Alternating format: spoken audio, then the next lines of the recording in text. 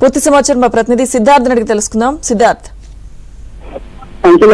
ప్రస్తుతం అసెంబ్లీలోనే తెలంగాణ క్యాబినెట్ సమావేశం జరుగుతుంది. తెలంగాణ క్యాబినెట్ సమావేశం జరుగుతున్నటువంటి నేపథ్యంలోనే అసెంబ్లీ సమావేశాన్ని కూడా మధ్యాహ్నం 2 గంటలకు వాయిదా వేశారు. ఇక ఎస్సీ వర్గీకరణ కమిషన్ నివేదికను నిన్న సబ్ కమిటీకి ఏకసభ్య కమిషన్ అందించింది. దీనిపై క్యాబినెట్ లో చర్చ జరిగింది.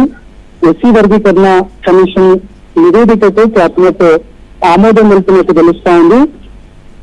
ఎస్సీ వర్గీకరణ ఏబిసిడిగా వర్గీకరించాలని చాలా రోజుల నుంచి ఒక డిమాండ్ నడుస్తోంది. అయితే ఎస్సీ వర్గీకరణను కేవలం ఏబిసి 3 కేటగిరీలోనే విభజించాలని ప్రభుత్వం నిర్ణయం తీసుకుంది.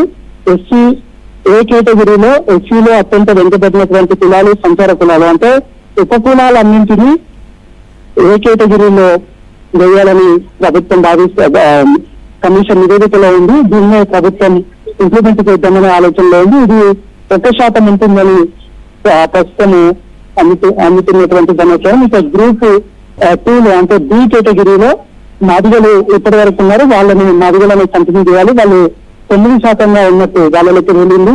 ఇక 3వ కేటగిరీలో సిలో మాల ఉపకులాలు 5% ఉన్నట్టు తేలింది. వీళ్ళను సి కేటగిరీలో కంటిన్యూ చేయాలని నివేదిక సజెస్ట్ చేసింది. ప్రభుత్వం కూడా ఇదే ఆలోచనని ఇంప్లిమెంట్ చేసే ఆలోచనలో ఉంది. అయితే వర్గీకరణ అంశాన్ని ఏబిసిడీలుగా వర్గీకరించాలని డిమాండ్ చేస్తా ఉన్నారు చాలా రోజుల నుంచి.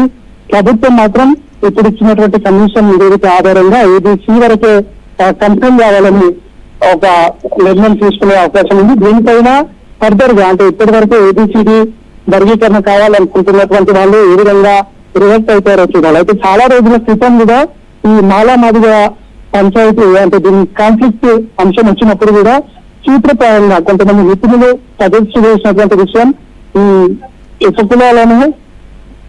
ఉపకులాలన్నింటినీ మాదిగ ఉపకులాలను, మాల ఉపకులాలను, ముఖ్యంగా సంచార జాతులకు సంబంధించినటువంటి వాళ్ళందరినీ ఏ కేటగిరీలో వేయాలని అప్పట్లో ఒక సూత్రప్రాయంగా నిర్ణయం జరిగింది. అదే నిర్ణయాన్ని ఏకసభ్య కమిషన్ ప్రభుత్వాలకు ఇంప్లిమెంట్ చేసే అవకాశం ఉంది.